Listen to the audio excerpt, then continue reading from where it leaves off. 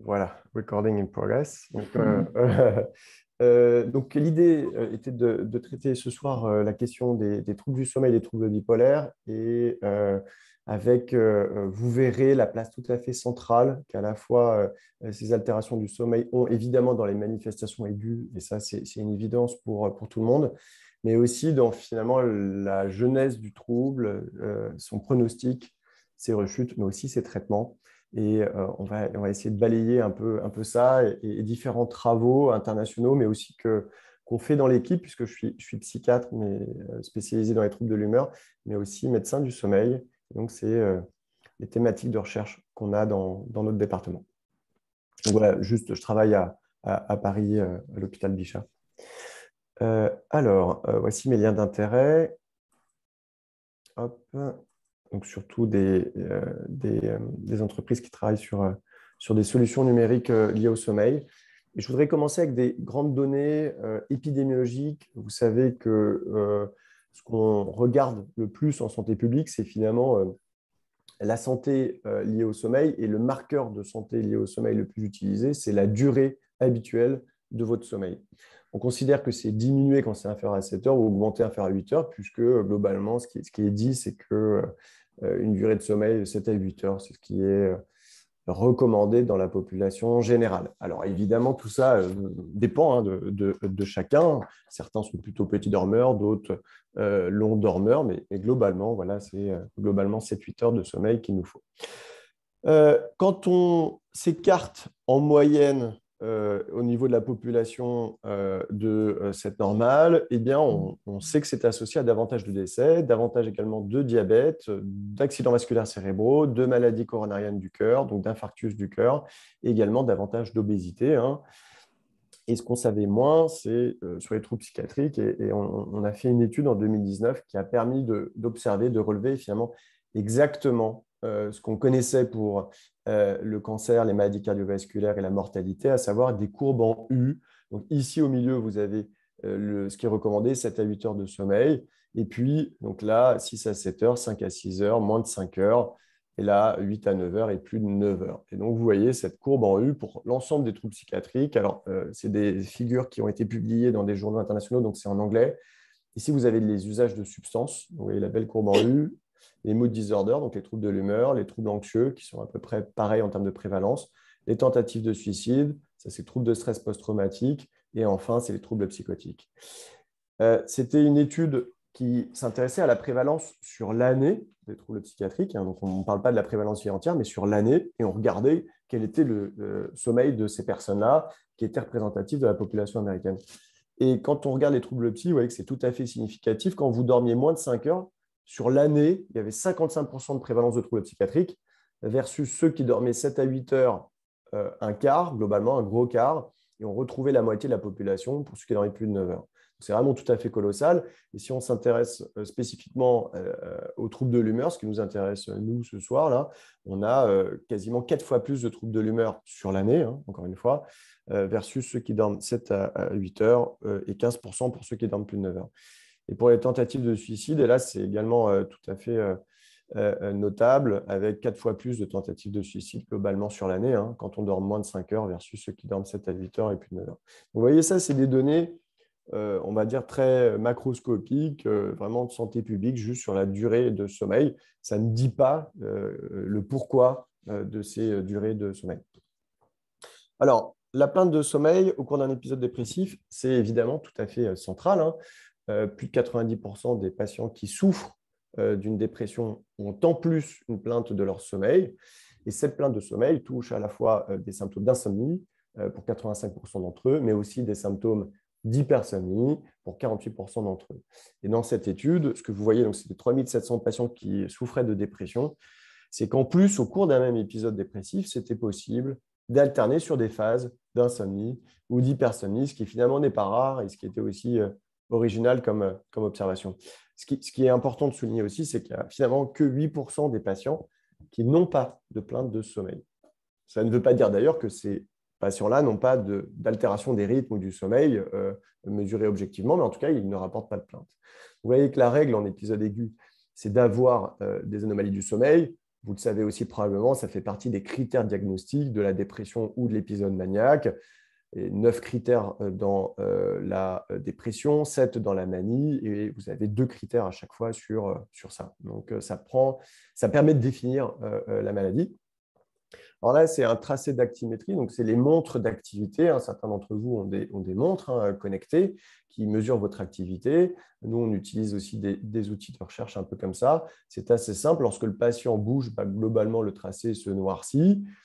Et quand le patient ne bouge plus, ici, vous avez un tracé sans activité qui correspond globalement aux nuits. Il y a un tas de paramètres qui est généré, mais sans rentrer dans les chiffres, on va y rentrer un petit peu plus tard. Là, c'est un patient que je suis. On voit très bien qu'hélas, apparaît au bout d'un moment ces symptômes dépressifs et avec une activité qui est profondément modifiée, avec du temps total de sommeil la nuit qui est plus long, certaines nuits, des nuits au contraire plus courtes. Et puis, à l'œil nu, on voit cette diminution de l'activité et ce ralentissement psychomoteur apparaître. Là, c'est d'autres tracés d'actigraphie. Ça, c'est des collègues espagnols qui ont mesuré. Là, c'est un exemple d'un patient qui souffre de troubles bipolaires qui est en phase maniaque, en haut à gauche. Là, on voit tout à fait l'activité nocturne se perturber avec une activité importante et probablement des nuits d'insomnie complète, versus ce même patient dans une phase dite en rémission et un sujet sans trouble bipolaire. Vous voyez que reste malheureusement, même pendant la phase de rémission, un sommeil qui est perturbé avec des réveils, avec une certaine forme d'activité, et puis une variabilité des rythmes d'un jour à l'autre qui est également assez important, que ce soit dans l'heure de coucher, dans la durée totale de sommeil. Voilà. C'est des choses dont on va un peu reparler. Alors, le sommeil, c'est aussi un marqueur prédictif de conversion, et probablement que certains d'entre vous l'ont expérimenté dans la maladie. Il y a une revue systématique, c'est-à-dire qui s'intéresse à l'ensemble des études disponibles dans la littérature et qui s'est intéressée à finalement ce que rapportaient les patients dans leur histoire avant de présenter un épisode maniaque ou dépressif. Quand on regarde les études rétrospectives, c'est-à-dire on questionne un patient à un instant T et on lui demande de se souvenir, eh bien, les troubles du sommeil apparaissaient au moins 1 an avant le premier épisode, donc vous voyez, assez à distance.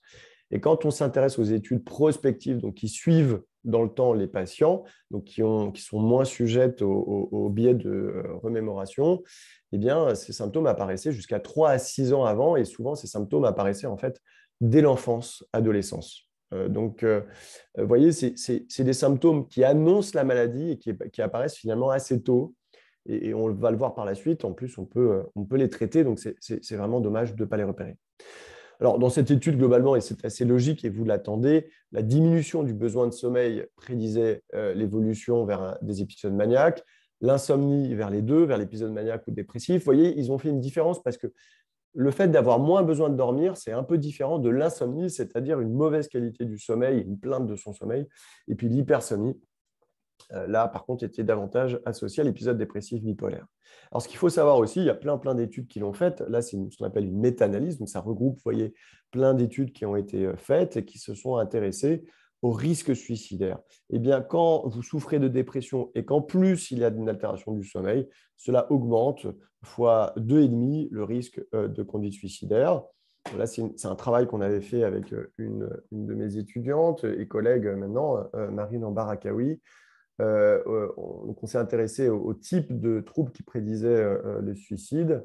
Eh bien, l'insomnie, les cauchemars étaient ce qui prédisait le plus, quel que soit d'ailleurs le type de conduite suicidaire, idée suicidaire, tentative de suicide, suicide complété. Il faut savoir que les cauchemars, c'est vraiment quelque chose qui est sous-étudié probablement. Nous, à Bichat, on a des groupes RIM, c'est répétition d'imagerie mentale, qui s'intéressent au traitement des cauchemars. C'est très, très fréquent dans les troubles psychiatriques. C'est 34% des patients avec troubles psychiatriques. Donc, c'est vraiment monstrueux comme prévalence, beaucoup plus que la population générale.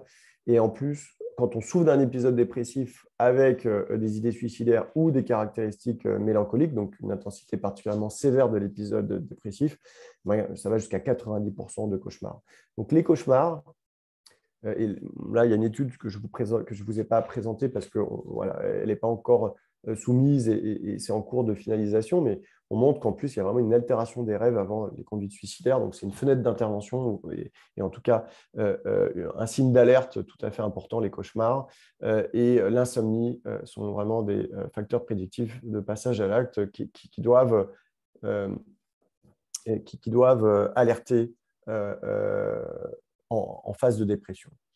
Là, c'est une autre étude qu'on a faite avec d'autres collègues et ce qu'on a montré dans cette étude-là, c'est un suivi prospectif de patients qui sont suivis 3 ans.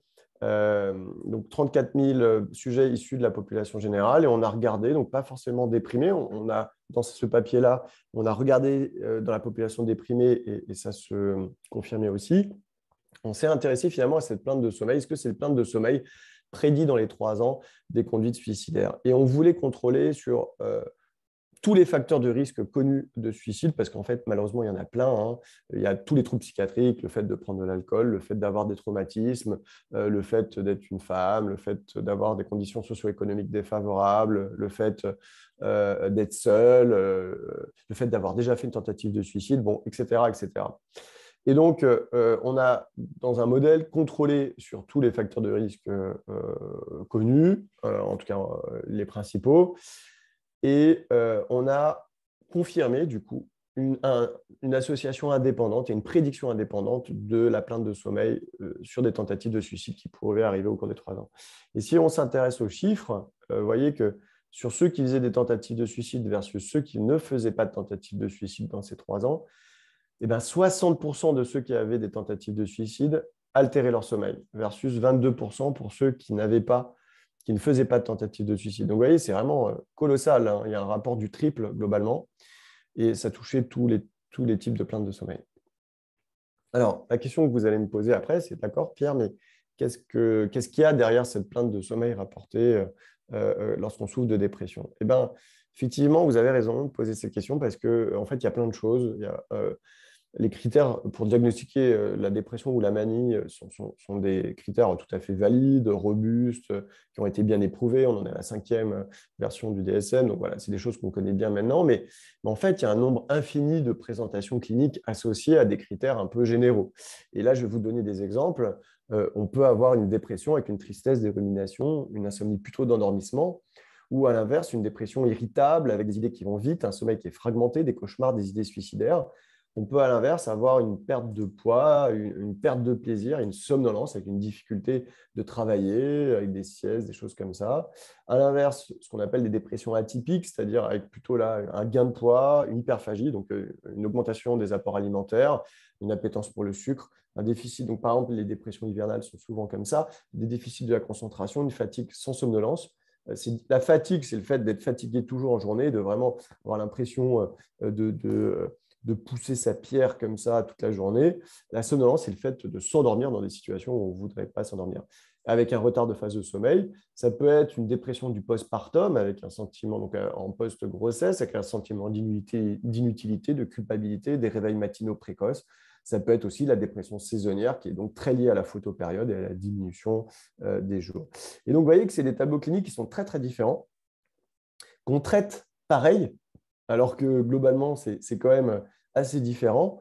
Et ce qui pourrait expliquer en partie le manque de spécificité des stratégies employées. Et quand vous testez un antidépresseur, par exemple, eh ben, vous incluez des patients qui souffrent de dépression et vous mélangez tous ces tableaux cliniques. Et là, je vous ai donné des tableaux différents, mais on pouvait multiplier encore à l'infini comme ça les présentations cliniques.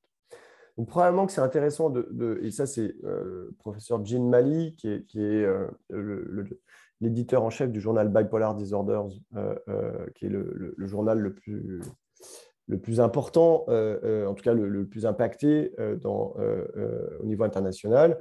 Il avait proposé de revenir sur des dimensions fondamentales du trouble bipolaire, hein, activité, émotion et cognition. Et avec un de mes collègues aux États-Unis, John Gottlieb, on propose d'ajouter cette 4e dimension qui nous semble tout à fait importante et indépendante des 3 autres dimensions que sont les cycles veille-sommeil et pour lesquels on propose de préciser 3 choses. La physiologie du sommeil, dans sa quantité, comme on l'a vu, dans sa qualité, donc les différents stades de sommeil, on va en reparler un petit peu. Et cette physiologie du sommeil, c'est différent de vos capacités d'éveil, de la qualité de votre éveil. Donc, on peut distinguer la vigilance, de la somnolence, de la fatigue, qui sont des choses un peu différentes, comme on l'a vu. Et enfin, une troisième dimension, là, qui est encore différente, qui est la dimension des rythmes biologiques. Et là encore, c'est par exemple les rythmes saisonniers, les rythmes circadiens, donc sur la journée, sur 24 heures, ou d'autres choses. Les rythmes menstruels, vous savez, il y a le syndrome prémenstruel, etc. Donc, il y a tout un ensemble de rythmes où l'humain, mais aussi les autres espèces terrestres, subissent. Et je crois que j'étais déjà venu faire, enfin, je ne sais pas, je crois, c'est j'étais déjà venu faire une conférence ergo sur les rythmes saisonniers. Alors, il y a aussi de nombreuses comorbidités à éliminer, hein. Donc là, on va parler de ce qui caractérise les troubles bipolaires et les altérations spécifiques du trouble bipolaire. Mais avant ça, il y a des pathologies du sommeil qui peuvent être associées, qui sont très fréquentes. Il y a le syndrome de retard de phase de sommeil. Donc, c'est le fait que biologiquement, votre horloge interne, et je vous renvoie à la vidéo sur les rythmes saisonniers qu'on avait fait ensemble, je crois qu'il y a 2-3 ans. En fait, donc c'est très génétique. Donc, vous savez, dans votre famille qui est du matin, qui est du soir, il y a une sorte de coucou suisse comme ça qui tourne sur 24 heures dans votre organisme. Eh bien, les personnes qui souffrent de troubles de l'humeur ont un chronotype qui est plus du soir. Et le fait d'être plus du soir peut s'associer, ce n'est pas chez tout le monde, hein, mais c'est surreprésenté dans les populations à troubles de l'humeur, de ce qu'on appelle le syndrome de retard de phase de sommeil. Et c'est par exemple ces adolescents qui n'auront sommeil, leur température centrale va diminuer, leur mélatonine va commencer à se sécréter, que trop tardivement, par exemple vers 2 heures, 3 heures, 4 heures, 5 heures du matin, et donc qui vont être contraints de se lever vers 7 heures du mat, par exemple, pour aller à l'école, qui donc seront en privation de sommeil. Et ça, ce syndrome de retard de phase, donc ce décalage par rapport aux horaires souhaités, c'est 26% des troubles bipolaires. Donc c'est monstrueux, hein. En population générale, c'est 6% globalement, 6-7%. Vous voyez que dans le trouble bipolaire, c'est surreprésenté. Là, c'était une étude japonaise, mais on a globalement les mêmes chiffres en France. Et en plus, il y a des liens bidirectionnels. Les patients qui souffrent de retard de phase de sommeil présentent davantage de symptômes dépressifs. Vous prenez, donc ce pas des populations qui sont identifiées comme ayant un trouble bipolaire, hein. Ils sont en centre du sommeil, ils ont un centre de retard de phase. On leur fait passer une échelle de dépression, 60% souffrent de dépression. Donc vraiment, en plus, il y a un lien bidirectionnel. Et donc ça, c'est important d'y penser parce que, encore une fois, souvent, je fais un trait d'humour avec ça parce que je n'ai jamais eu un patient qui est venu me voir et qui m'a dit: Docteur Geoffroy, j'ai un trouble du rythme circadien. Voyez, enfin, les troubles du rythme, soit vous y pensez, soit vous le savez, soit votre docteur connaît, soit vous confondez ça pour de l'insomnie. Voilà, parce que la personne a l'impression de mal dormir, et en fait, c'est juste qu'elle n'a pas la bonne fenêtre pour dormir. L'autre grande pathologie du sommeil qu'il faut vraiment repérer, c'est les apnées du sommeil. Là aussi, c'est monstrueux, hein, c'est un patient sur 4 avec trouble bipolaire qui souffre d'apnée. Donc, c'est des étouffements au cours de la nuit ou des reprises de respiration bruyantes. Le ronflement, c'est associé. Donc, les apnées, c'est bête, hein, comme maladie. Votre pharynx est un peu obstrué, vous ronflez. Votre pharynx est complètement obstrué, vous faites une apnée. D'accord ? C'est un patient sur 4 avec trouble bipolaire. Hein, ça, on a confirmé ça dans notre étude française. Dans les études américaines où les patients sont un peu plus obèses que les populations françaises, ça allait jusqu'à 1 sur 2. Donc voilà. Le fait de ronfler, le fait d'avoir des sueurs la nuit, le fait d'avoir une icturie, c'est-à-dire le fait d'aller uriner souvent la nuit, le fait d'avoir des céphalées matinales, donc c'est cette grosse barre qu'on a au niveau de la tête, ce mal de tête qu'on a en se réveillant, et une somnolence au cours de la journée avec des excès d'endormissement, ça c'est des signes d'appel qui doivent vous faire penser aux apnées du sommeil. L'inverse est vrai aussi, hein, quand on prend des gens qui souffrent d'apnée, malheureusement, ils souffrent davantage de syndrome dépressif que les autres. Là aussi, le lien est bidirectionnel. Et enfin, l'autre maladie qu'il faut éliminer, qui est très fréquente, c'est le syndrome des jambes sans repos. C'est 10 à 20% hein, de syndrome des jambes sans repos, là aussi. Donc, c'est très largement surreprésenté. Certains antidépresseurs, certains antipsychotiques atypiques, qui, à cause de leurs actions sérotoninergiques, peuvent donner des syndromes des jambes sans repos. Et c'est ces impatiences dans les jambes qu'on a le soir avant de se coucher. Et puis, le quatrième grand trouble, c'est les cauchemars, mais ça, on en a déjà parlé ensemble, qui sont très fréquents. Alors, en phase aiguë, que se passe-t-il? Alors, ça, on en a déjà parlé. Ça, c'est une étude de collègues américains qui ont regardé sur un suivi pendant 5 ans, finalement, les anomalies de sommeil. Et vous voyez que, globalement, que vous soyez en manie ou en phase de dépression, la règle, c'est d'avoir des anomalies du sommeil. Et quand on regarde ce qui se passe en dépression, sachez qu'il y a des anomalies typiques de la dépression. Donc, ça, c'est des travaux qu'on a fait avec d'autres collègues que j'ai mis ici en photo. Vous avez une latence de sommeil qui est plus longue. Hein, les patients dorment plus longtemps, mais ils se réveillent plus. Ils ont un réveil matinal précoce parfois. Ils ont une diminution du temps total de sommeil, voilà, alors qu'ils ont mis, et en plus, ils ont mis plus de temps à s'endormir. Et ils ont une efficience du sommeil moins bonne, c'est-à-dire ils passent beaucoup de temps au lit pour peu de sommeil. Et quand on regarde l'architecture du sommeil, il y a des marqueurs qui sont tout à fait intéressants. Probablement que le plus spécifique, c'est ce sommeil paradoxal. Le sommeil paradoxal, c'est le dernier sommeil que vous faites. Et normalement, ce sommeil paradoxal qui est représenté ici, je pense que vous voyez ma souris, eh ben, c'est plutôt en fin de nuit. Et là, c'est tout à fait. Vous faites plutôt du sommeil lent profond, donc c'est ici, en début de nuit, donc là, ça, c'est normal. Bien qu'il soit diminué ici, hein, il y en a moins. Le sommeil lent profond, c'est le sommeil qui est dit récupérateur. C'est pour ça qu'on le fait en début de nuit. Et ce sommeil paradoxal, normalement, on le fait plutôt en fin de nuit. Et bien là, vous voyez, c'est exactement l'inverse. Il arrive plutôt en début de nuit, il est plus dense en début de nuit. Et en plus, la latence, l'arrivée de ce sommeil paradoxal est plus court, ce qui est vraiment tout à fait spécifique de la dépression. Et puis, vous avez le sommeil à ondes lentes. On parle du slow wave sleep, qui est ce sommeil récupérateur qui est aussi diminué en cours de dépression. Et ce qui est intéressant, ce qui est important, c'est que, hélas, c'est dans le suivi, par exemple, pendant 5 ans, ça avait été bien mis en évidence. En fait, pendant très longtemps, et je vous avoue que moi, quand j'étais interne, je disais des bêtises, c'est-à-dire que je pensais que en traitant la dépression de mon patient, en traitant son épisode maniaque, j'allais traiter ces troubles du sommeil. Et donc, je disais à mon patient, voilà, je vais traiter votre dépression, je vais traiter votre manie, et vos troubles du sommeil vont rentrer dans l'ordre. Alors, c'est en partie vrai, c'est-à-dire que l'intensité des symptômes est quand même moins importante, mais vous voyez qu'en fait, la plupart des patients gardent des troubles du sommeil. Et d'ailleurs, et ça c'est une étude de Chantal Henry, hein, je crois qu'il est déjà aussi passé, professeur Chantal Henry, qui est déjà passé vous voir et qui vous a fait des conférences, mais qui s'intéresse beaucoup aux émotions, aux olfactions, etc. Bref, sur cette étude-là où on a suivi des patients qui étaient considérés comme en rémission, on a mesuré à l'aide d'une échelle qui est la PISCI, qui est une échelle validée, et bien plus de 55% des sujets considérés comme en rémission ont en fait un sommeil significativement perturbé et objectivé par cette échelle qui est utilisée à l'international. C'est le trouble résiduel le plus fréquent, le sommeil. C'est la plainte qui reste la plus fréquente. D'accord ? Et en plus de ça, c'est prédictif d'un mauvais fonctionnement global. Les patients sont globalement plus âgés, moins actifs lorsqu'ils ont des troubles du sommeil, plus anxieux, consomment plus d'anxiolytiques, font plus de tentatives de suicide, ont plus d'idées suicidaires, même quand on a juste, et ont plus d'abus émotionnels. Donc, on retrouve en plus des facteurs de sévérité de la maladie. Là, c'est une étude qu'on avait faite, qui commence déjà à dater, où on avait regardé, on avait comparé des patients considérés comme en rémission et des sujets contrôle.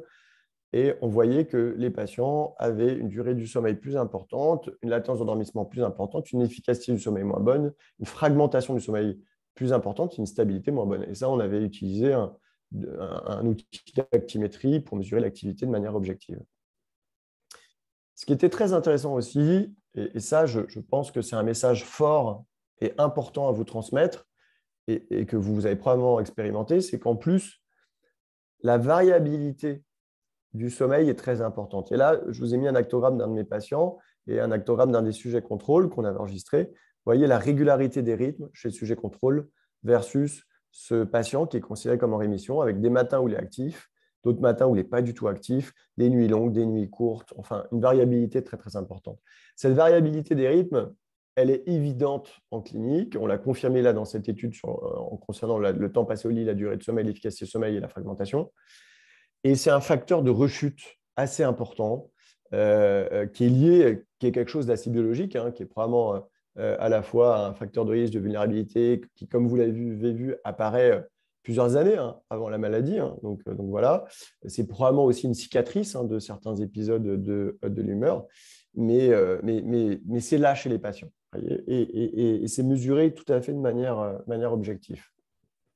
Et j'insiste, c'est pas parce qu'on pourrait penser, et ça m'agace toujours, que c'est parce que les patients ne font pas d'efforts ou je ne sais quoi, machin. Enfin, c'est des trucs que pour certains d'entre vous, vous avez dû entendre pendant vos phases de dépression, que voilà, il faut que vous bougez, etc. Enfin, vous voyez, c'est des anomalies qui restent même en phase de rémission et qui sont, hélas, tout à fait objectivées. Alors, en termes d'architecture du sommeil, euh, euh, sachez que maintenant, et donc là, en très continu, c'est des choses qui sont bien validées, qui sont consensuelles, et en pointillé, c'est des choses où on pense, mais que ça demande validation. Je ne vais pas rentrer dans le détail, mais en fonction des différents types d'architecture de l'anomalie du sommeil, vous voyez qu'en phase de rémission, de manie, de dépression, même pour les sujets à haut risque, on a identifié sur le plan de l'architecture du sommeil des biomarqueurs qui sont associés aux différents stades du trouble, concernant le sommeil paradoxal, en considérant les fuseaux de sommeil. Voilà. Donc, c'est des choses tout à fait importantes et qui vont permettre aussi d'adresser des traitements spécifiques. Je rentre dans le détail de la dépression saisonnière. Pour vous en dire un mot, vous savez que c'est un de mes sujets de recherche et ça concerne un quart des sujets avec troubles bipolaires, donc c'est très fréquent. Si on regarde les sujets en rémission, dans cette étude-là, avec Léa Bertrand, on avait pu observer qu'il y avait une augmentation de ce sommeil paradoxal dont je vous ai déjà parlé, qui persiste même pendant la phase de rémission, et que cette diminution de la latence du sommeil paradoxal persiste aussi pendant la phase de rémission. C'est un résultat tout à fait étonnant. On savait que ce biomarqueur était important dans le trouble de l'humeur saisonnier et dans le trouble bipolaire en général. Moi, si j'avais fait un pari, j'aurais plutôt parié sur le sommeil lent profond, les ondes lentes, etc., puisque cliniquement, c'est des patients qui sont plutôt hypersomniaques, qui sont somnolents, qui l'hiver vraiment se mettent au ralenti, un peu comme une sorte d'hibernation, etc. Donc, j'avais plutôt envie de parier sur ces paramètres-là du sommeil, mais qui n'ont pas été confirmés. Et c'est toujours ce sommeil paradoxal altéré qu'on retrouve. Et donc, la caractéristique saisonnière, donc un quart des sujets avec troubles bipolaires, voilà, y compris en France, en 2013, c'était une étude en France, mais au-delà du trouble bipolaire, on a 5% à notre latitude de la population générale qui souffre de dépression caractérisée. Voilà. Et les épisodes maniaques, c'est un patient sur 6 à un patient sur 7, 15% des patients avec troubles bipolaires. Et vous dire, avec des collègues strasbourgeois, on a validé cette échelle de mesure des effets saisonniers chez la population générale, mais aussi chez les sujets qui souffrent de troubles bipolaires et qui souffrent de dépression. Alors, là aussi, c'est quelque chose qui cliniquement est évident, mais qui est confirmé. La réponse à la lumière et la sensibilité à la lumière participent probablement à la maladie. Et là, cliniquement, on sait que tout ce qui est luminothérapie, lumière, etc., ça fait du bien. Notamment, certains partent au soleil dans les moments où il y a un peu de coup de mou. À l'inverse, quand on est en phase maniaque, les patients vont très souvent porter des lunettes de soleil ou des choses comme ça pour se protéger de la lumière parce qu'ils savent que ça a tendance à les exciter, à les faire monter encore plus. Les voyages dans les pays chauds, avec beaucoup de lumière, les vacances, etc., c'est des moments qui sont propices aux décompensations. Donc ça, c'est des choses cliniquement qu'on connaît très bien et on peut continuer comme ça. Sachez que ça a été objectivé. Donc là, bon, je ne vais pas rentrer dans le détail, mais c'est des mesures en pupillométrie où on va mesurer la réponse dite mélanopsynergique. Donc c'est surtout au spectre de lumière bleue. Et en fait, à la lumière bleue, l'œil réagit assez fort et a une constriction avec un retour au repos qui ne se fait pas complètement. Et en fait, la réponse à la lumière est réduite quand vous souffrez de troubles affectifs saisonniers, ici, versus des sujets contrôle, mais aussi quand vous souffrez de dépression. Ici, en vert, vous avez la dépression, en rouge, le trouble affectif saisonnier, et en bleu, les contrôles. Et l'inverse a été aussi confirmé dans la manie. Vous avez, quand vous êtes en phase maniaque, donc là, c'est en fonction des scores, une réponse, donc une contraction à la lumière bleue qui est plus forte, avec une réponse à la lumière qui est augmentée, versus quand vous êtes plutôt moins maniaque ou hypomaniaque, avec une corrélation tout à fait significative entre votre niveau de symptômes de manie et la réponse à la lumière. Donc, on réagit plus à la lumière quand on est maniaque et on réagit moins quand on est déprimé. La rétine, donc ça c'est le fond d'œil, là aussi on observe, donc c'est des études de collègues canadiens, Marc Hébert et son équipe, qui montraient que donc en noir c'est les contrôles, en jaune continu c'est des sujets dépressifs traités et en pointillé c'est des patients avec troubles dépressifs non traités. Vous voyez que les patients, donc il y a une diminution de la réponse des cônes et des bâtonnets, hein, des deux côtés, qui sont les deux principales populations cellulaires de la rétine. Et bien, quand on traite par antidépresseur, on normalise cette réponse des cônes et des bâtonnets. Et là, je n'ai pas montré les autres études de Marc Hébert, mais il montre aussi dans des études qui ont suivi publiées dans Biological Psychiatric, en plus, on normalise cette réponse aussi avec la luminothérapie. Alors, les gènes, ça, je ne vais pas passer trop de temps sur les gènes, mais quasiment tous les gènes de l'horloge, les core clock genes, donc les gènes principaux de l'horloge, ont été associés aux troubles bipolaires. Et sachez qu'il y a un certain nombre d'études qu'on a faites, que les Italiens ont fait, que d'autres équipes ont faites, qui montrent que les gènes et les mutations associées aux troubles bipolaires sont responsables de phénotypes cliniques ou de réponses altérées ou de non-réponse au traitement. Donc là aussi, sur le plan génétique, il y a une vulnérabilité génétique sur l'horloge moléculaire associée aux troubles bipolaires. Donc vous voyez, pour résumer, il y a une vulnérabilité. Donc, pardon, je vais commencer par la droite. Là, c'est l'épisode de l'humeur avec des symptômes maniaques ou des symptômes dépressifs. Au cours des épisodes, on a des anomalies des rythmes, des anomalies du sommeil et de l'homéostasie du sommeil, la pression de sommeil, et des anomalies monoaminergiques. Et donc ça, vous le savez, c'est sérotonine, dopamine, les choses classiques des systèmes dits monoaminergiques. On peut rentrer dans ce système par les facteurs de vulnérabilité classiques, le stress, les traumatismes, les infections, mais on peut aussi rentrer par des perturbations des rythmes. Donc, les rythmes saisonniers pour un quart des patients, mais aussi tout ce qui est veillée nocturne, le travail de nuit, le postpartum, qui est globalement un tremblement de terre pour les femmes et qui va pouvoir précipiter des épisodes et une entrée dans la maladie de trouble bipolaire. Et puis, tout ce qui est décalage horaire ou jet lag, qui va pouvoir entraîner des anomalies et précipiter des épisodes. Et puis, il y a deux types de vulnérabilité que vous avez vus. Il y a la vulnérabilité au niveau du fonctionnement de l'horloge centrale, et puis il y a une vulnérabilité aussi chez certains patients au niveau du traitement du signal lumineux. Vous voyez que c'est à la fois la conséquence des épisodes, mais aussi la cause, et que ça peut apparaître plusieurs années avant.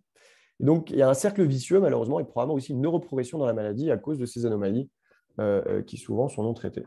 Alors, la bonne nouvelle, c'est qu'il existe des chronothérapies personnalisées qui vont pouvoir cibler, et je ne vais pas avoir le temps de tout détailler, mais il y a la thérapie cognitivo-comportementale de l'insomnie qui va traiter les patients qui souffrent d'insomnie, qui marche très, très, très, très bien dans le trouble bipolaire. Il y a un niveau de preuve excellent, il y a plein d'études, enfin voilà.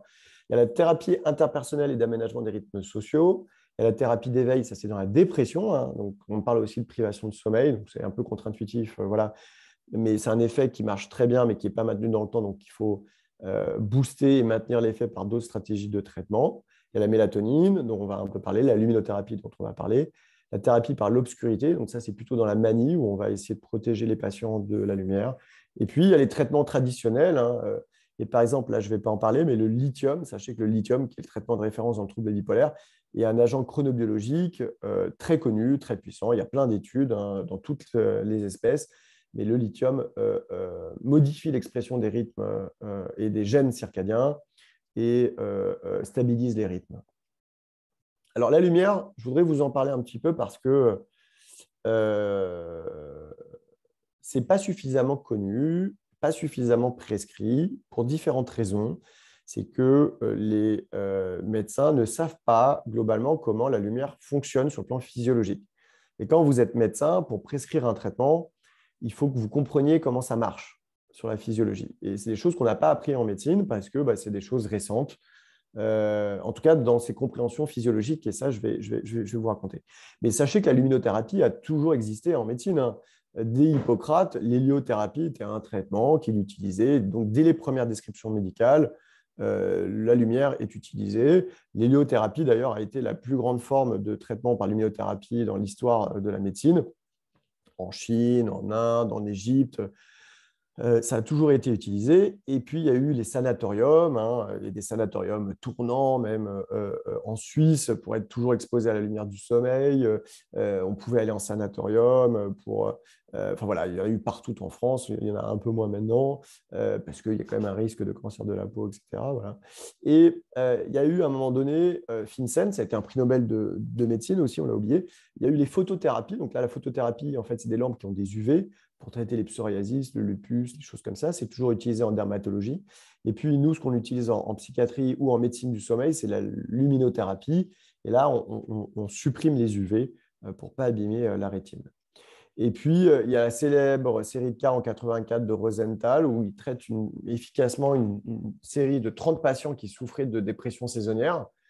Et cette série de cas de Rosenthal, en fait, a été très, très, très rendue publique partout dans le monde. Et c'est à partir des années 84 qu'en fait, que les médecins ont recommencé à faire de la luminothérapie dans la dépression et à l'utiliser dans la dépression non saisonnière également, qu'elle soit unipolaire ou bipolaire, les troubles du sommeil, on va revenir, mais aussi dans le syndrome prémenstruel.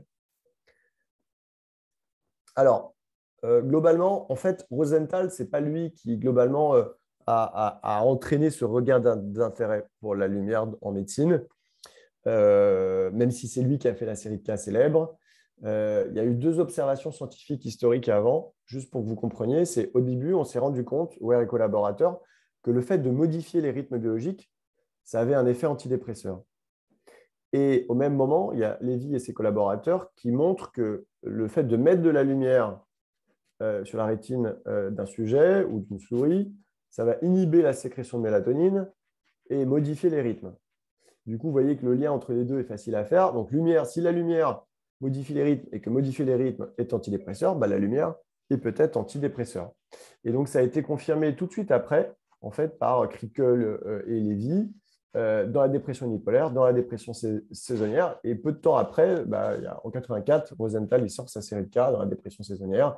Et voilà. Et c'est à partir de là que vraiment il y a eu une longue histoire neuroscientifique et de recherche clinique sur les effets antidépresseurs de la luminothérapie. Et maintenant, les 84, vous voyez, c'est assez récent en fait. C'est même très récent. Et la recherche, elle avance lentement. Donc, il y a eu quelques études, etc. Et puis là, c'est en train d'exploser, mais globalement, ça va lentement. Et je vous fais un truc un peu très, très accéléré. Là, c'est une revue qu'on a sortie avec une collègue, Julia Marwani, cette année, où en fait, donc, on s'est rendu compte que ça marchait dans la dépression saisonnière, mais ça ne marchait pas que dans la dépression saisonnière, et surtout qu'il n'y avait pas une corrélation qui était très, très bonne avec la resynchronisation des rythmes et les antidépresseurs. C'est-à-dire que c'était antidépresseur, mais ça ne corrélait pas avec la resynchronisation des rythmes. Donc, ça voulait dire que ça passait par d'autres effets. De même, il y a une grosse étude qui est sortie aux États-Unis qui montre que la luminothérapie à midi, dans le trouble bipolaire, ça marche aussi. Or, quand vous mettez de la lumière à midi, il n'y a pas d'effet sur l'horloge. La lumière le matin, ça avance l'horloge. La lumière le soir, ça retarde l'horloge. Ça, vous le savez, on dit qu'il ne faut pas d'écran le soir. On dit qu'il ne faut pas d'écran le soir. Pourquoi? Parce que vous inhibez votre sécrétion de mélatonine et vous décalez toute votre horloge, vous la retardez. À l'inverse, la lumière le matin donne un signal d'éveil fort et va avancer votre horloge. Et si vous donnez à midi, il ne se passe rien, en tout cas en termes de rythme. C'est quand même antidépresseur. Et sachez qu'en fait, on sait maintenant sur le plan anatomique qu'il y a des connexions entre la rétine et des connexions directes entre certaines aires du cerveau qui sont responsables du sommeil, de la vigilance, mais aussi de tout ce qui est régulation des émotions. D'accord? Vraiment des trajets directs, par exemple, entre la rétine et l'amygdale, le noyau accumbens, le noyau périabénulaire, mais aussi sur d'autres voies sérotoninergiques et dopaminergiques impliquées dans l'humeur. Et les autres effets, donc la lumière synchronise les rythmes, mais il faut que vous sachiez aussi que la lumière augmente la pression de sommeil, ça donne un signal d'éveil fort, c'est assez logique, mais tout en boostant la vigilance, donc ça augmente la vigilance, et ça c'est des études qu'on a fait avec nos collègues de Strasbourg, où après par exemple une privation de sommeil la nuit, vous êtes, si vous mettez de la lumière le matin, ça va augmenter votre éveil, et puis il y a des effets directs de régulation des émotions avec des trajets directs sur les centres de régulation des émotions comme on l'a vu. Alors, la question qu'on m'avait posée et que vous vous posez, en tout cas, mes collègues me posaient cette question et c'est pour ça qu'on a fait cette méta-analyse, c'est d'accord, Pierre, ça semble efficace, ça semble être antidépresseur, mais moi, je sais que les antidépresseurs dans la dépression, ça marche bien. Et donc, devant un patient que j'ai en face de moi, je ne veux pas perdre de chance pour lui. Je veux être sûr que la lumière marche aussi bien que les antidépresseurs. Et donc, c'est une méta-analyse qu'on a faite pour comparer en traitement de première ligne de la dépression, la lumière versus antidépresseur. Et il n'y a pas de différence. Il y a une efficacité qui est comparable, lumière versus antidépresseur. Donc déjà, c'est un premier message important. Et l'autre message important, c'est que la combinaison lumière et antidépresseur, ça marche mieux que antidépresseur seul. Et c'est vérifié dans la dépression non saisonnière. D'accord ? Donc mon message est de dire, et quand j'avais sorti cette étude, dans les journaux, ils avaient des fois mal traduit mon message. Mon message, ce n'est pas du tout de dire que la luminothérapie va remplacer les antidépresseurs. D'accord ? Et voilà. Mon message est de dire c'est un outil en plus dans la boîte à outils des stratégies antidépresseurs qui montre un excellent niveau de preuve et une efficacité.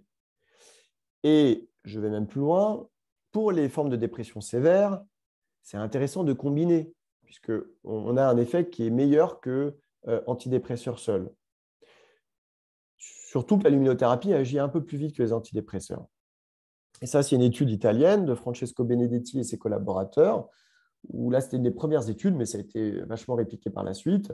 C'est des patients qui étaient traités par citalopram, donc un antidépresseur de recapture de la sérotonine, qui souffraient de dépression saisonnière. Si vous ajoutiez de la luminothérapie, vous accélériez assez vite, vous voyez, dès la première semaine, la régression des symptômes. Donc, c'est un bon booster. Donc, c'est possible en traitement de première ligne avec des effets comparables aux antidépresseurs. En combinaison en première ligne, eh ben, ça marche mieux que les monothérapies seules. Et chez des patients qui sont déjà traités par antidépresseurs, il y a un effet boost des stratégies antidépresseurs. Donc là, c'est juste pour vous résumer un peu ce que je viens de dire. Donc, vous avez vu que ça resynchronisait l'horloge, ça augmentait la pression de sommeil, ça augmentait la vigilance et ça avait des effets monoaminergiques directs. Ça agit sur la dépression saisonnière et non saisonnière.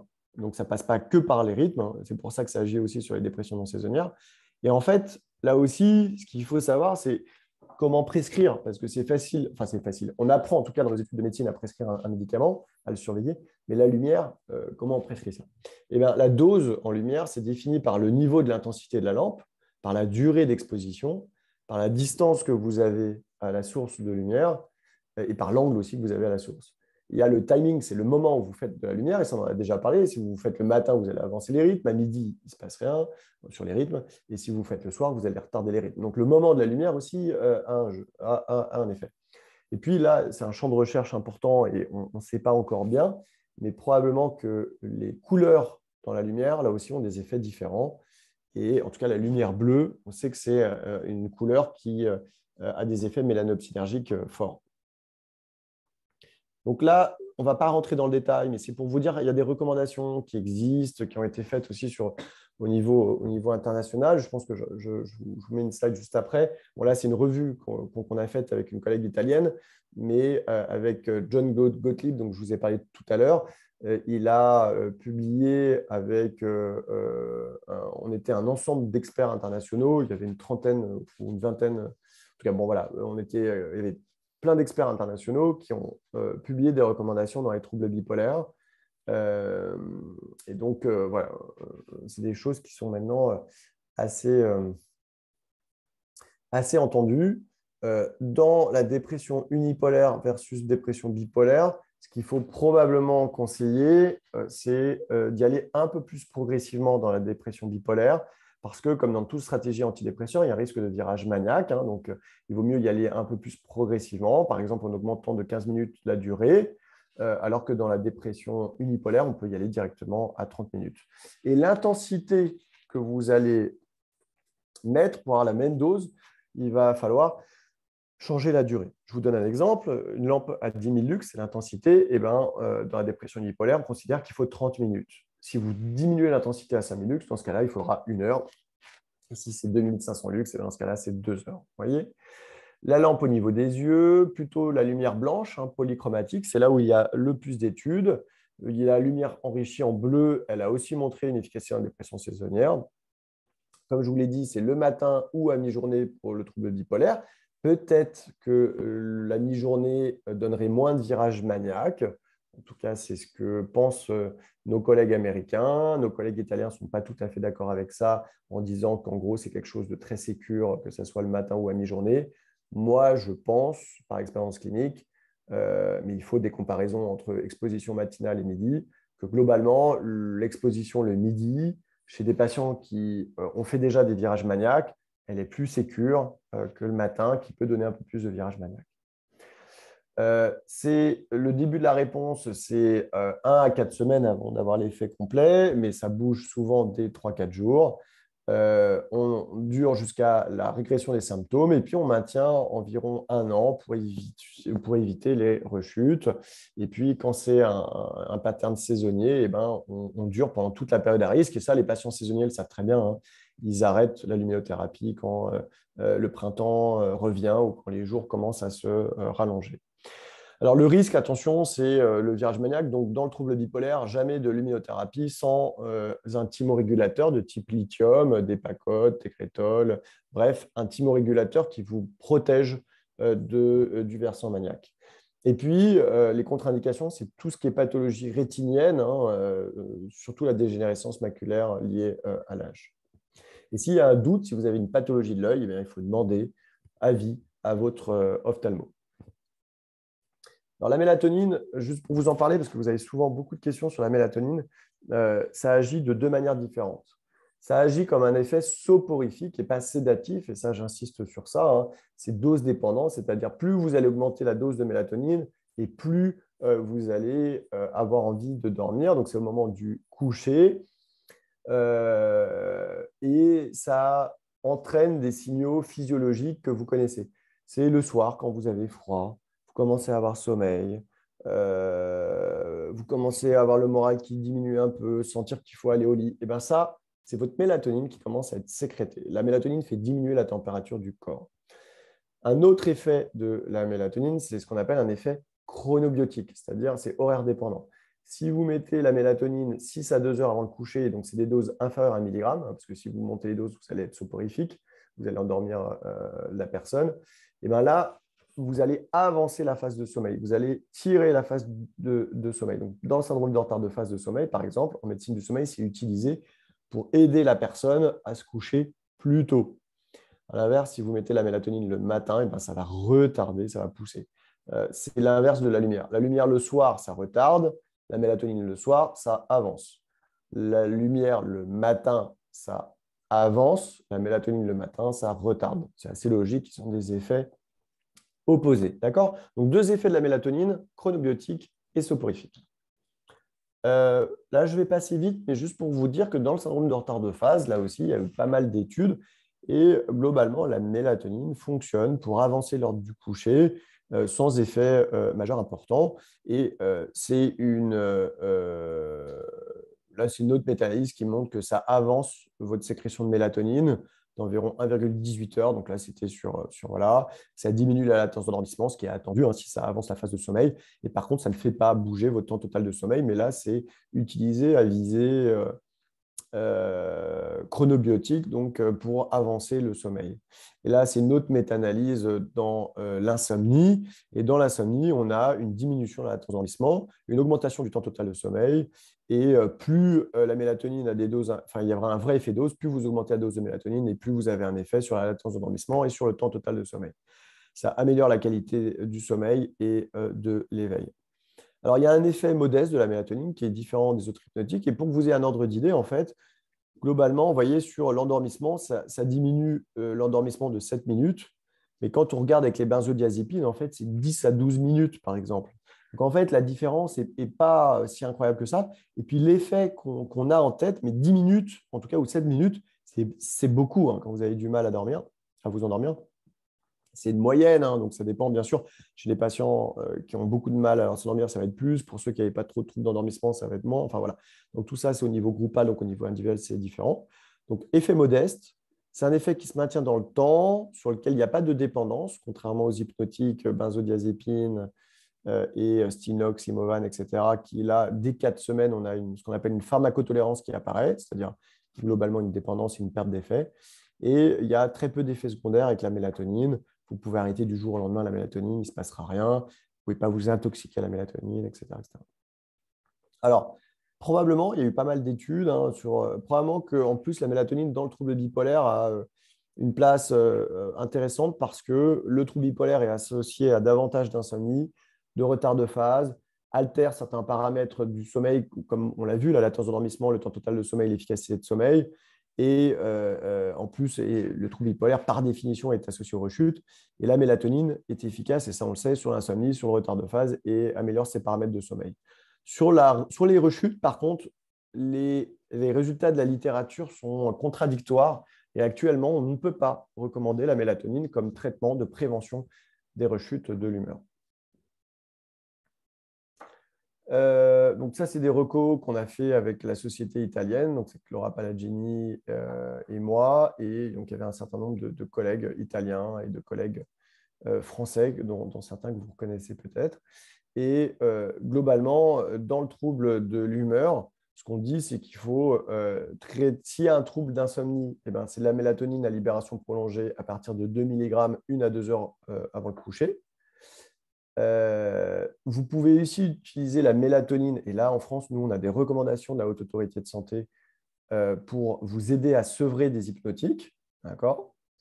Et quand il y a un trouble des rythmes circadiens et le retard de phase, là, on va utiliser plutôt la libération immédiate. Donc, c'est la libération prolongée quand c'est de l'insomnie, la libération immédiate quand c'est des troubles du rythme circadien. Et c'est plutôt, donc, comme vous l'avez vu, une dose inférieure à 1 mg et plutôt 4 à 6 heures avant le coucher. La TCC de l'insomnie, globalement, il y a une forme de TCC qui a été… donc ça, c'est une équipe américaine qui a développé ça spécifiquement dans le trouble bipolaire.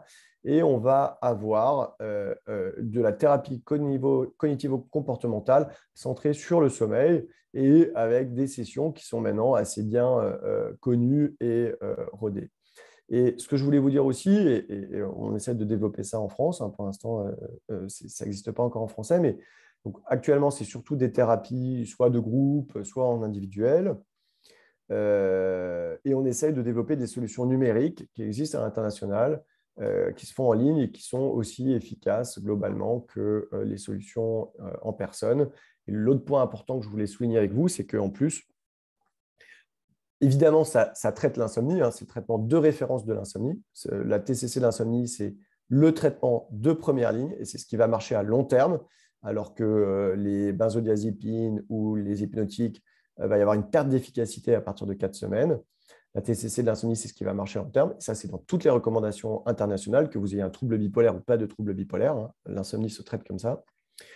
Mais dans le trouble bipolaire, en plus, ce qui est intéressant, c'est que les patients là en rouge qui bénéficiaient du traitement de leur insomnie avaient en plus une diminution de leurs symptômes dépressifs et une diminution des idées suicidaires. Donc non seulement ça agit sur le sommeil, mais en plus, ça va diminuer les symptômes dépressifs et suicidaires, ce qui est assez logique, vous en conviendrez.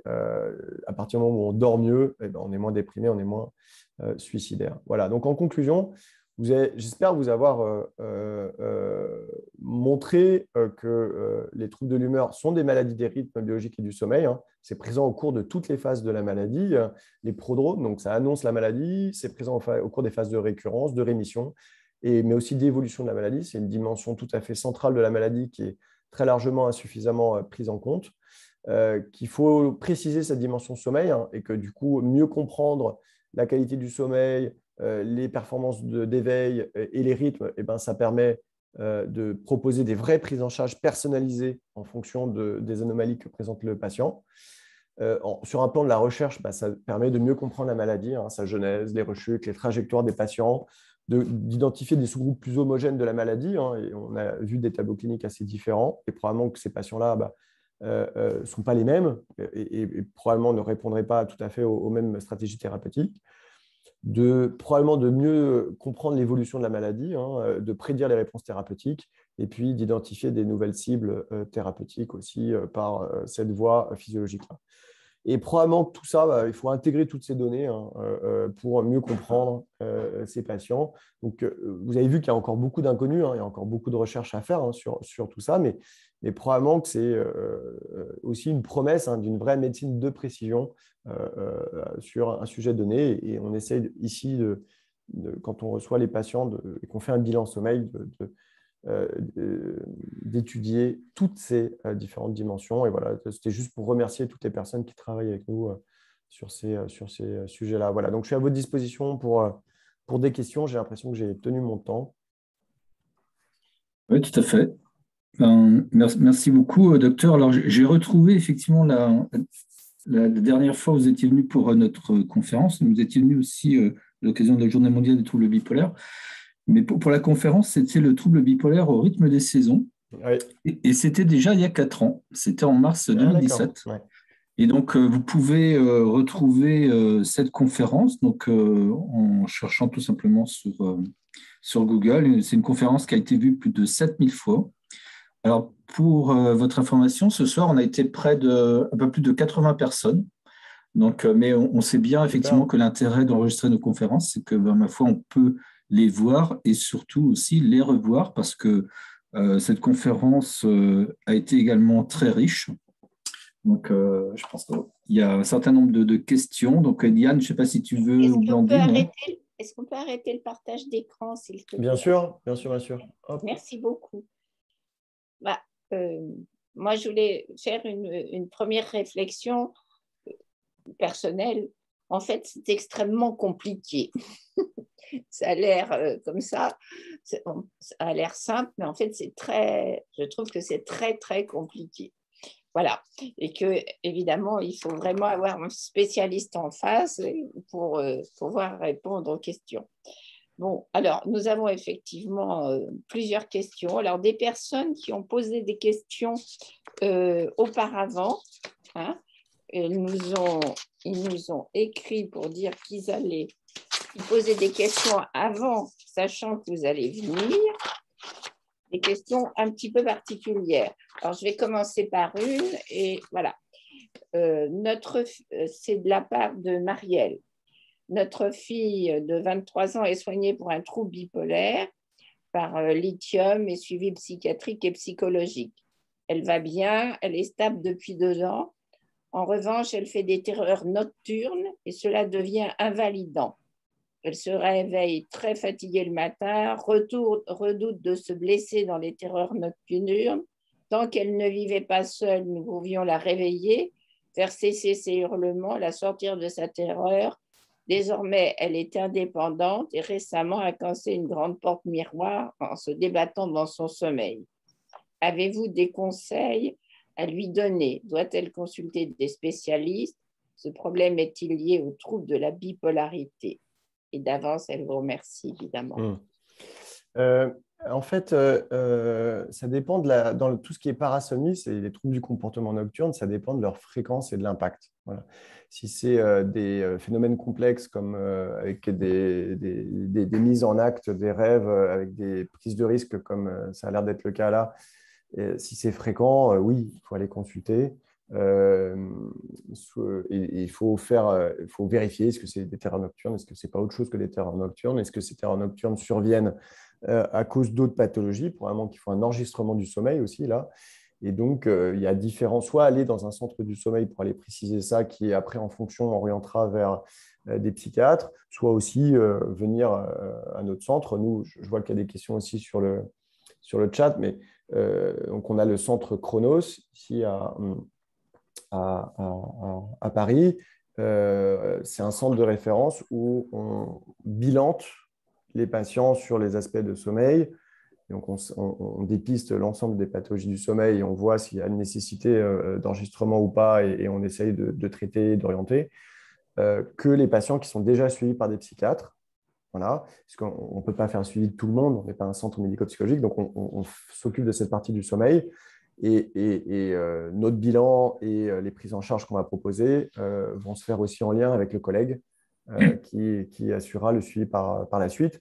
Surtout qu'il faut des maladies qui soient globalement aussi pris en charge. Possiblement, on a des recommandations thérapeutiques aussi des fois sur la maladie. Donc voilà. Donc là, c'est vrai que c'est difficile ça dépend de l'intensité, de la répercussion, de si cette dame, sa mère a l'air très inquiète, mais est-ce que la patiente elle-même, ça impacte sa vie au quotidien et est-ce que c'est fréquent? Et si oui, je l'invite très fortement à consulter centre du sommeil ou centre spécialisé psychiatrie sommeil. Merci pour elle. Blandine, tu as des questions? Mets ton micro, Blandine. Blandine, active ton micro. Oui, oui, voilà, ça y est, je l'ai mis. J'ai une question très pratique. Est-il préférable de dormir avec des volets ouverts ou plutôt fermés? Et si oui ou non, pourquoi? C'est une très bonne question et il faut dormir avec les volets fermés. Surtout qu'il y a une surreprésentation des patients avec troubles bipolaires qui ont ce qu'on appelle une hypersensibilité mélatoninergique à la lumière. Donc là, Madame Melon, je continue dans les trucs compliqués. Et c'est assez simple, en fait. C'est ces personnes qui vous disent, moi, voilà, s'il y a une goutte de lumière dans la chambre, je ne peux pas dormir. Je me réveille tout de suite, etc. Tout ça, c'est l'hypersensibilité. Mais globalement, la lumière est perçue par la rétine au niveau de cellules spécifiques qui vont inhiber votre sécrétion de mélatonine. La mélatonine, c'est l'hormone de l'obscurité qui permet le sommeil. Donc, si vous avez un peu de jour dans la chambre, vous allez avoir une sécrétion de mélatonine qui va être moins importante, voire complètement inhibée si vous avez cette hypersensibilité qui est surreprésentée dans la population avec troubles bipolaires. Et donc, vous allez avoir un sommeil moins profond, de moins bonne qualité et plus fragmenté. Donc, non, l'obscurité complète dans la chambre, c'est quelque chose de très important. D'accord, merci. Moi, j'ai une question de Patrice. Quand le sommeil a été déréglé suite à plusieurs dépressions, avant de diagnostiquer un trouble bipolaire, 10 ans après la première dépression, est-ce normal d'être obligé de prendre de l'imolante? Bon, je pense que c'est peut-être de l'Imovan, je ne sais pas, depuis 20 ans pour trouver le sommeil. J'ai essayé l'acupuncture, le yoga, mais rien n'y fait. Quels conseils pouvez-vous me donner? Alors, s'il prend de l'Imovan depuis 20 ans, ça ne fonctionne plus, globalement. Il est devenu dépendant à l'Imovan, et si c'est la même dose. Et par contre, s'il l'arrête, il va faire une insomnie avec un sevrage d'Imovan. Et en général, les personnes se disent, ben non, vous voyez, je ne suis pas dépendant. Si je ne le prends pas, je ne dors pas. Donc, c'est vraiment que j'en ai besoin. Ben, ce n'est pas qu'on en a besoin, malheureusement, et ça, on connaît très bien, c'est-à-dire l'effet sur la latence d'endormissement, etc., est annulé. Et donc, pour retrouver le même effet, il faut augmenter les doses, globalement. Donc, s'il dort bien avec son Imovan, ben, c'est qu'il l'a complètement absorbé et qu'il n'a pas d'insomnie. Et donc, c'est des diminutions très douces, très lentes. Et ce qui aide à ce sevrage de l'Imovan, c'est la prise en charge de l'insomnie, s'il reste des symptômes. Et c'est ce que je vous disais tout à l'heure, c'est la thérapie cognitivo-comportementale de l'insomnie. C'est une psychothérapie centrée sur l'insomnie. C'est 4 séances à 8 séances, en groupe ou en individuel. Ça marche très, très bien. Et c'est ce qui permettra d'avoir les outils pour bien dormir, savoir comment réagir devant une insomnie, etc. D'accord, merci. Et souvent, quand on a d'Imovan depuis 20 ans, c'est des sevrages, Imovan ou Stinox, c'est des sevrages qui doivent se faire très, très progressivement, tout doucement. À la fin, on gratte même le comprimé parce que c'est vraiment, on devient très dépendant en fait à ces produits-là. Donc, pour éviter qu'il y ait un rebond d'insomnie, un retour d'insomnie trop fort, c'est des décroissances qui sont hyper lentes ou hyper progressives. Merci. Une question d'Émilie. La prise de poids importante est-il un frein pour bien dormir? La prise de poids importante est-il un frein pour bien dormir? Alors, dormir fait maigrir, contrairement à ce qu'on pense. Quand on est en privation de sommeil, on dort, on grossit et on a des modifications alimentaires, on a plus d'appétence pour le sucre. Ceux qui ont fait des gardes ou qui ont des privations de nuit de sommeil, ça y est, le lendemain matin, c'est là où on a envie de faire un McDo, de sucre, de bonbons, de trucs comme ça, de chocolat. Enfin, vous voyez, quand on a peu dormi, voilà. Donc, les comportements alimentaires sont modifiés et en plus, l'absorption des graisses est différente. Donc, dormir permet de maigrir. Et dans l'autre sens, malheureusement, oui, des fois, quand on prend trop de poids, on a des douleurs, on a mal au dos, on fait des apnées aussi, hein. En grossissant, on fait davantage d'apnées du sommeil.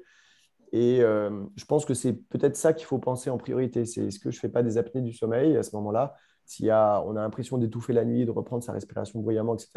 Là, il faut vraiment aller en centre du sommeil, avoir un enregistrement du sommeil et puis être appareillé. Ça se traite très, très bien maintenant, il n'y a aucun souci.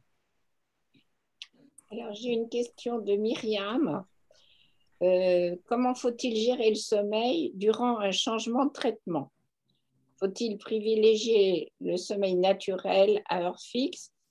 Quels conseils supplémentaires pouvez-vous me donner? Alors, également évidemment une très bonne question.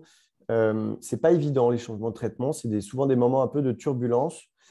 Il faut il faut pas non plus diaboliser. Bon, j'ai parlé de dépendance aux benzodiazépines, etc. Il ne faut pas non plus les diaboliser. Dans des passages aigus, pendant une courte période de temps, et il faut que ça soit dit et pensé comme ça avec son patient, dans des phases de dépression très sévères, etc. Je veux dire, les benzodiazépines, etc., sauvent des vies, hein. Ça permet vraiment de soulager, ça permet d'être mieux. Donc, il ne faut pas diaboliser non plus ces traitements. Et des fois, dans des périodes de changement de traitement, des périodes de turbulence, ça peut être utile d'avoir recours à ces traitements-là pour passer ces périodes de turbulence. Tout ce qui est routine, c'est important. Et contrairement à ce qu'on pense, c'est le lever le plus important. Ce n'est pas le coucher. On vous a probablement tous dit dans votre enfance et répété couche-toi tôt, c'est important, etc., etc. En fait, si vous fixez votre lever tous les jours, heure fixe, y compris le week-end, on dit qu'il ne faut pas se décaler plus de 1h30 plus de 1h30 le week-end. Comme vous avez un besoin de sommeil, chacun sait qu'il a besoin de 7h, 8h, 9h, etc. Et ben, naturellement, si vous avez un lever fixe, même en période de vacances, et ben, votre coucher va lui aussi se fixer. Donc, voilà les conseils que je peux donner par rapport à ça. Merci. Blandine? Une question sur les cauchemars. Pouvez-vous nous donner votre définition scientifique du cauchemar? Ouais, très bonne question. Vous avez que des bonnes questions. Et c'est une vraie bonne question parce que c'est aussi un débat scientifique. C'est-à-dire, il y a plein d'études, malheureusement, qui, selon nous, enfin, selon la littérature récente, définissent mal les cauchemars. Les cauchemars, normalement, c'est un mauvais rêve. Donc, c'est une valence négative d'un contenu onirique, d'un rêve, qui réveille. Et à partir du moment où vous avez un mauvais rêve qui vous réveille, c'est un cauchemar. Si vous n'êtes pas réveillé par votre mauvais rêve, c'est un mauvais rêve.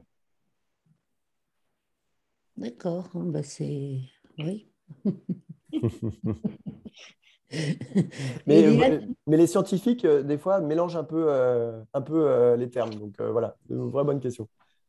Alors, j'ai une question encore qui était posée avant que vous ayez parlé, hein, de Gaël. Je souhaite savoir si le CBD peut être utilisé pour s'endormir chez une personne ayant un trouble bipolaire. Alors ça, c'est le cannabidiol, le CBD. Il y a une espèce de mode avec ça en ce moment tout à fait étonnante. Actuellement, on ne peut pas recommander le CBD pour le traitement de l'insomnie en général et encore moins dans le trouble bipolaire. Il y a une grosse étude qui est parue dans Sleep, qui est le meilleur journal de sommeil l'an dernier, qui montre que ça fonctionne. C'était un composé tripartite, mais c'est une étude scientifique, une seule qui doit être répliquée avec une molécule en test qui n'est pas actuellement en vente. Et donc, je trouve ça tout à fait, et je le dis comme je le pense, tout à fait déraisonnable.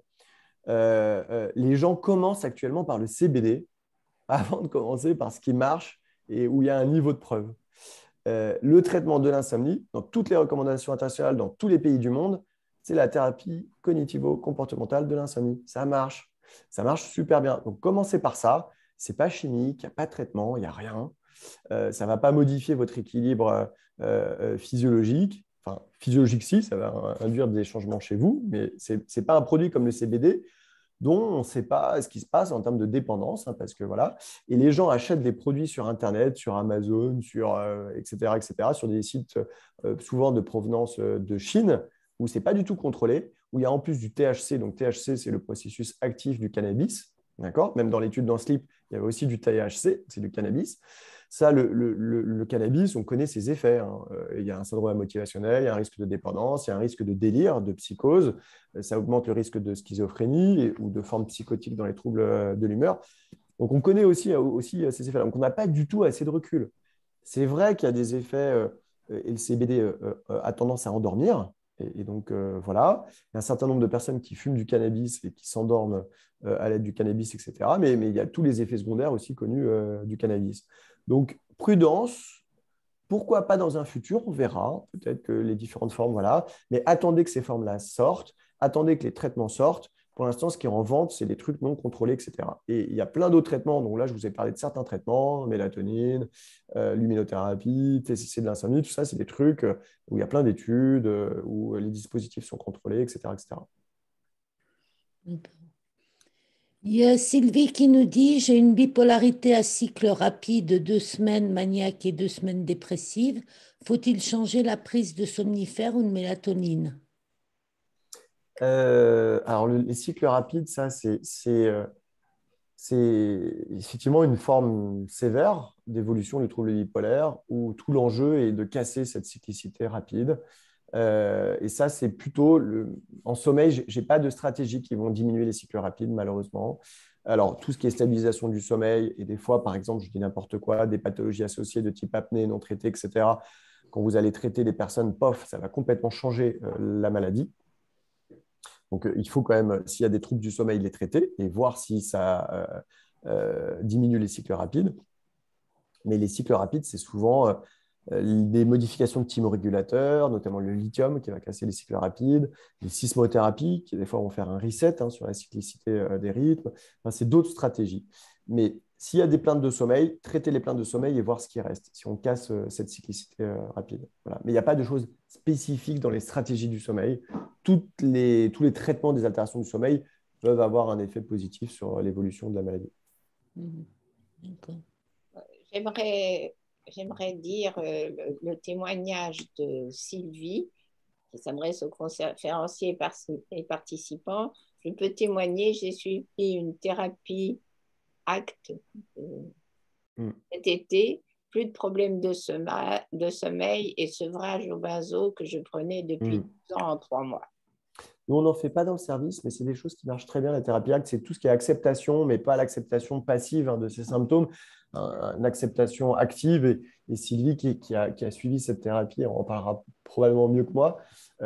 Mais ce n'est pas étonnant que ça marche aussi sur le sommeil parce que, en fait, l'insomnie notamment, en fait, globalement, on a une machine à être éveillée. C'est des structures profondes dans le cerveau et on va inhiber cette machine à être éveillée pour dormir.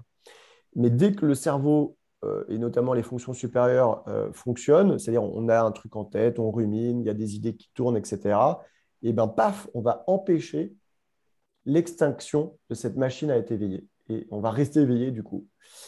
Et donc, tout ce qui vise à hyper contrôler ou à lutter contre son sommeil, il faut à tout prix que je dorme, si je ne dors pas 3 heures de sommeil, je ne vais pas être en forme le lendemain, etc., les idées qui vont tourner, etc., ça va maintenir éveillé. Dans la thérapie ACT, on va accepter les symptômes qui sont là, les ruminations, les pensées négatives, ce genre de choses.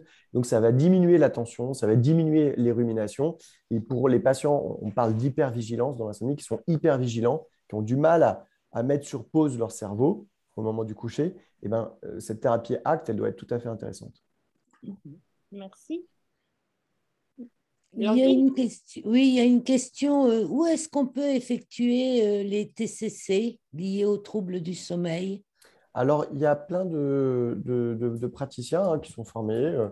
Nous, à Bdisha, donc, on a un centre spécialisé, et ça, c'était vraiment notre souhait. C'est un centre de psychiatrie pour les personnes avec troubles psychiatriques. On ne prend que les personnes qui souffrent de troubles psychiatriques, et donc on a adapté nos thérapies d'insomnie, etc., pour les personnes qui souffrent avec des troubles de l'humeur. Mais sur toute la France, il y a des thérapeutes qui sont psychologues ou psychiatres qui sont spécialisés en TCC de l'insomnie. Donc, en général, c'est précisé sur Doctolib, ils mettent leur spécialité, etc. Sur l'Île-de-France, il y a le réseau Morphée aussi, où c'est les spécialistes du sommeil qui sont recensés sur un annuaire. Et je dis ça sans conflit d'intérêt, puisque je ne fais pas partie du réseau Morphée, c'est plutôt en libéral. Mais c'est vachement bien fait. Vous mettez, je crois que vous devez remplir un questionnaire en ligne. Une fois que vous avez rempli votre questionnaire en ligne, là, ils vous proposent des thérapeutes en fonction de là où vous habitez, etc. Enfin, il y a pas mal de choses. Donc, Doctolib, les trucs aussi en ligne. Enfin, voilà, voilà, il faut que ça soit, vous appelez, vous dites, voilà, est-ce que c'est une thérapie que vous faites, etc. Une question d'Annette. Comment le cerveau est-il Je vois impacté? Slama, pardon, qui a donné un site que je ne connais pas, tcci.fr. 10% des Français.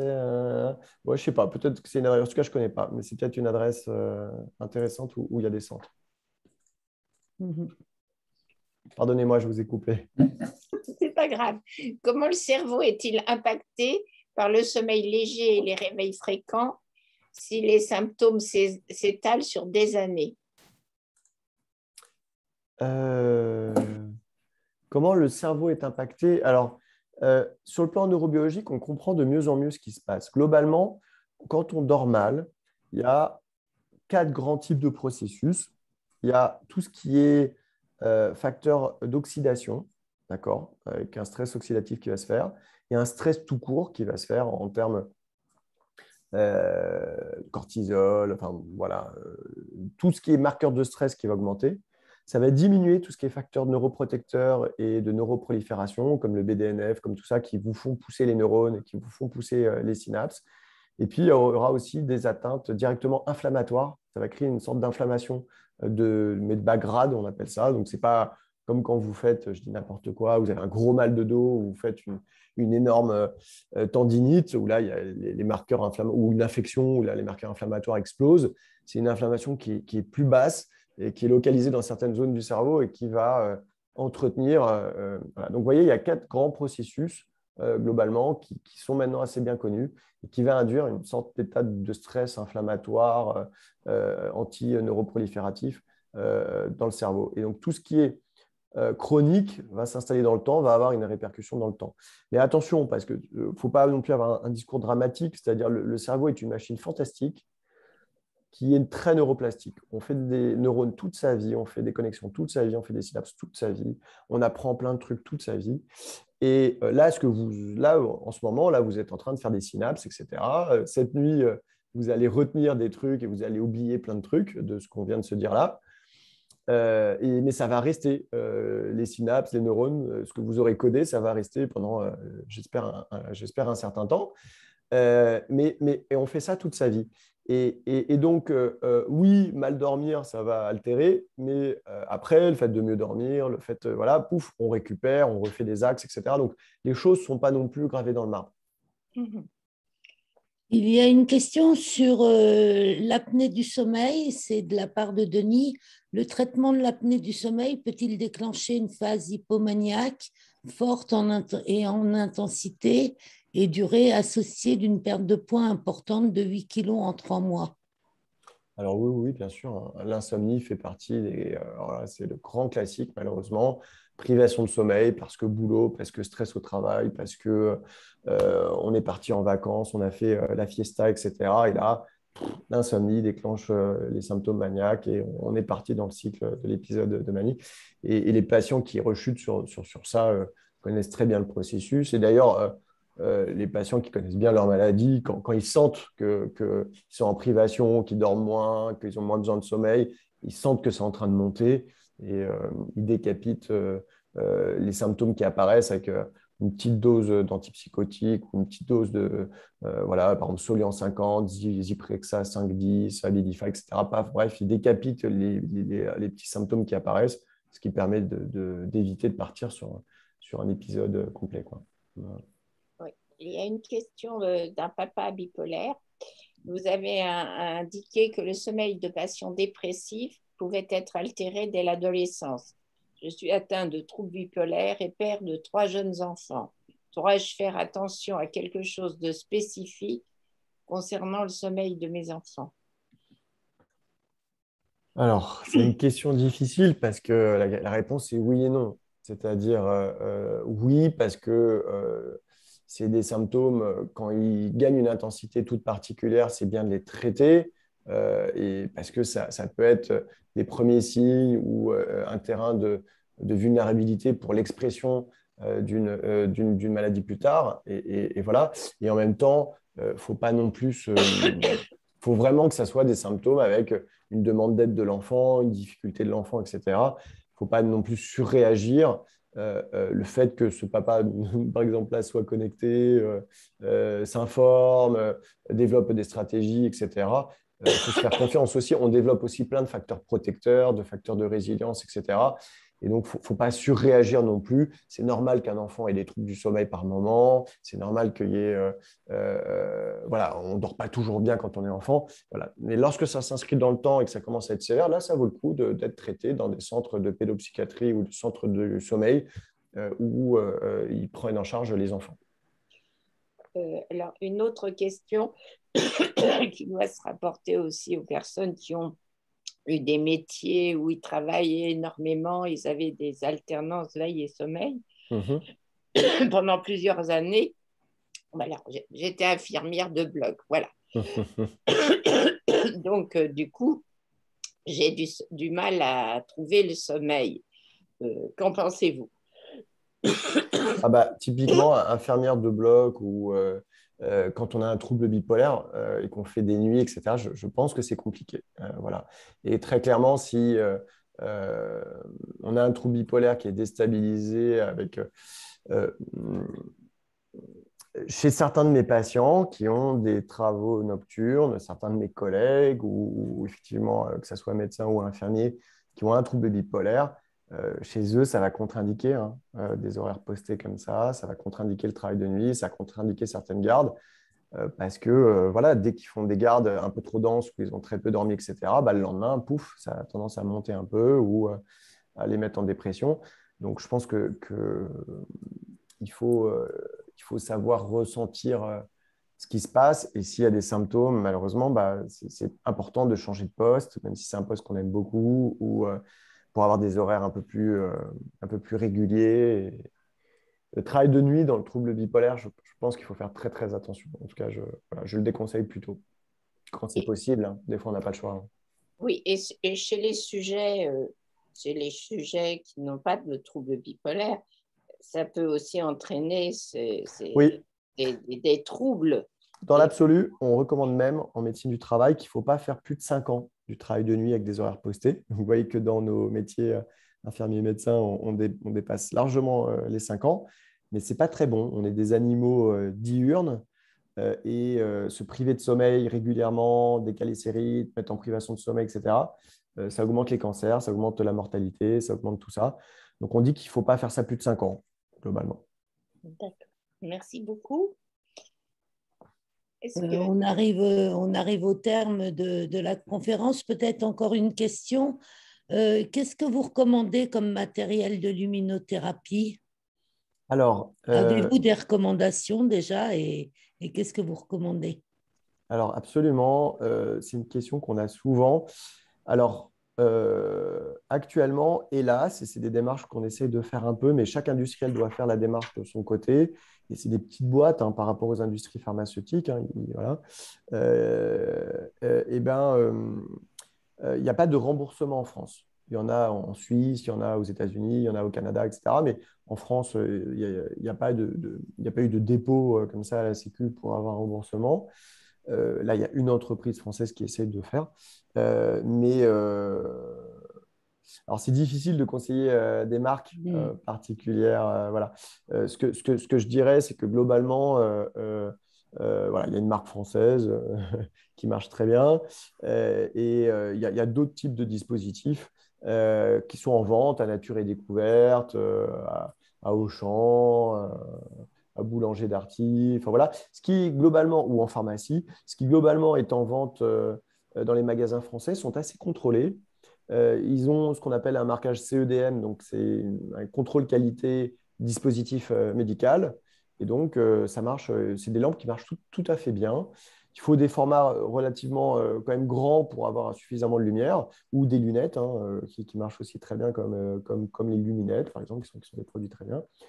Mais il faut, voilà, c'est souvent des dispositifs qui coûtent un certain prix, quand même, entre 200 et 300 euros. C'est pour ça que ça serait bien que. Voilà. Et moi, je vous déconseille d'acheter des produits qui sont faits en Chine ou ailleurs, parce que sur Amazon ou autre, parce que vous avez.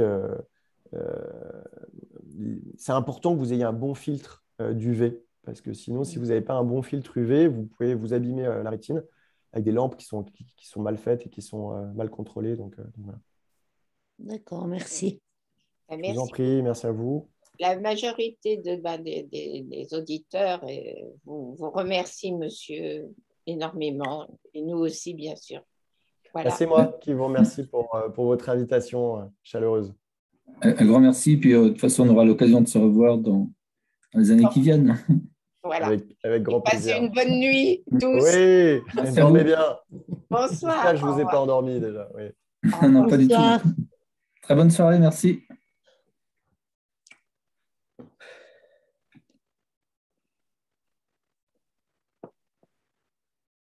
Eh bien, je vais arrêter l'enregistrement.